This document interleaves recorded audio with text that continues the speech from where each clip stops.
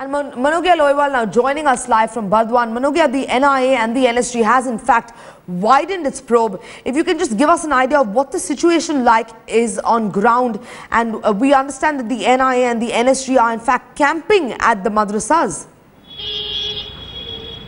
Well, absolutely. They have been camping in Burdwan and now they are planning to move a step ahead. The explosives that were seized yesterday, the 35 IEDs and also the lot of hand grenades that were seized yesterday, some of them could be disposed of, but the rest would be disposed today morning around it's expected to start from 8:30 in Sadar Ghat here. And that's the process that will continue. But most surprisingly is that the same places were raided by the state agencies and they almost found nothing. And if that is the case, after being raided by the state agencies, if the bombs were kept after that, then it is again a bigger question on how the state agencies conducted a raid and did not seize the area, did not seal the area and did not take the case forward or rather into confidence as far as the number of bombs that were seized and recovered. But beyond all this, the fact is that there has been a lot of disarray and a lot of discontent between the state government and the central government regarding the working of the functioning of the agencies, because the NIA and the NSG have not been getting enough cooperation from the state government, and finally they've asked for BSF agencies for the border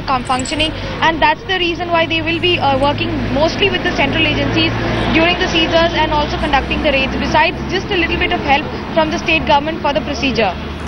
Right, Manogya, you can actually shed light on, now the scanner actually and the needle of suspicion being turned on Mamata Banerjee's corpse, considering that the CID now is being suspected of actually hiding the evidence. Well, absolutely. They have been under the scanner by the central agencies from day one. It started when they had disposed of all the explosives immediately after they had seized them.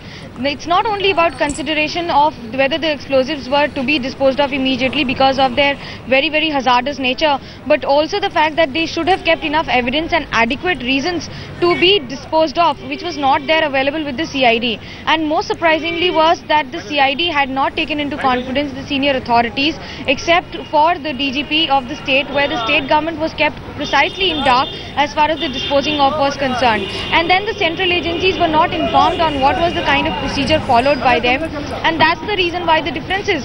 And it does not suffice and does not end with the fact that the state and the central agencies have been under differences, but also the fact that it's the national security that is suffering the most, because these people have been carrying out terror outfits, terror activities in the state, and even if they have a lot of sleeper cells, it also raises questions on what was the state and the central IB doing till now. And if the madrasa was operational from 5 years at a particular place with more than 35 minors studying there, what kind of question should be raised with the fact that it's not just about people studying there, but also the modus operandi that was never questioned by the state police and especially the district police, who kept everyone in dark.